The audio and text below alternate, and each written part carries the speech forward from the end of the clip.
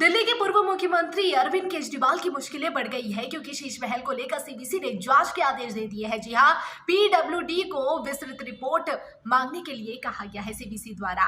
और इसी बीच आपको बता दें कि बीजेपी नेता विजेंद्र गुप्ता द्वारा शीश महल को लेकर नवीनीकरण में भ्रष्टाचार को लेकर कई तरह के आरोप लगे थे और इन्हीं आरोपों के आधार पर ये जांच के आदेश दिए गए हैं। दिल्ली में शीश महल यानी पूर्व मुख्यमंत्री अरविंद केजरीवाल के आधिकारिक शाही निवास का मुद्दा ऐसा उठा कि वो चुनाव हार गए, लेकिन अब लगता है कि चुनाव में हार के बाद भी शीश महल विवाद से आसानी से केजरीवाल का दामन नहीं छूटने वाला। शीश महल की वजह से एक नई मुसीबत अब केजरीवाल के सामने खड़ी हो गई है और वो कानूनी विवाद में फंस सकते हैं। दरअसल सीवीसी यानी केंद्रीय सतर्कता आयोग ने उनके 6 फ्लैगस्टाफ रोड स्थित सरकारी आवास के नवीनीकरण और उसमें हुए कथित लग्जरी खर्चों की जांच के आदेश दिए हैं। भारतीय जनता पार्टी के विधायक विजेंद्र गुप्ता ने इस मुद्दे को उठाते हुए केजरीवाल सरकार पर भ्रष्टाचार के गंभीर आरोप लगाए थे, जिसके बाद यह कार्रवाई शुरू की गई है। तो चलिए अब आपको बताते हैं कि आखिर क्या था पूरा मुद्दा, कैसे उठा था ये मुद्दा।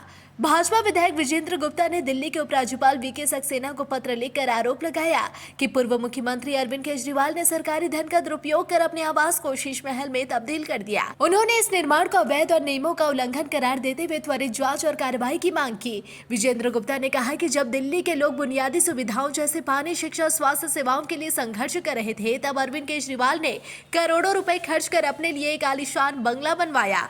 उन्होंने इस मामले को लेकर जनता के साथ विश्वासघात बताते हुए आम आदमी पार्टी के नेता जो सादगी और ईमानदारी का दावा करते हैं, वे खुद ही जनता के धन का दुरुपयोग कर रहे हैं, कुछ इसी तरह की बातें करते नजर आए थे। तो चलिए अब आपको बताते हैं कि क्या बढ़ जाएंगी अब अरविंद केजरीवाल की मुश्किलें। सीबीसी द्वारा जांच के आदेश जारी होने के बाद यह सवाल उठ रहा है कि क्या अरविंद केजरीवाल के लिए यह मामला आगे चलकर कानूनी परेशानी का कारण बन सकता है। हाल ही में दिल्ली की राजनीति में कई बड़े बदलाव हुए हैं और आम आदमी पार्टी पहले से ही विभिन्न मामलों में घिरी हुई है। अगर इस जांच में कोई वित्तीय अनियमितता साबित होती है तो यह केजरीवाल और उनकी पार्टी के लिए बड़ा झटका साबित हो सकता है।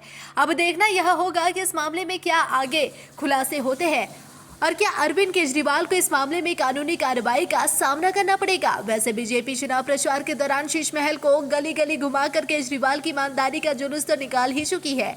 अब अगर केजरीवाल कानूनी जांच के दायरे में आते हैं तो रही सही कसर भी पूरी हो जाएगी। इससे पहले अरविंद केजरीवाल कथित शराब घोटाले में भ्रष्टाचार के मामले में जेल जा चुके हैं। जनता से ईमानदारी का सर्टिफिकेट लेने के लिए वो चुनावी मैदान में आए और अब दिल्ली की जनता ने उन्हें सत्ता से बाहर का रास्ता दिखा दिया। अब देखना यह होगा कि शीश महल विवाद में आगे क्या क्या होता है।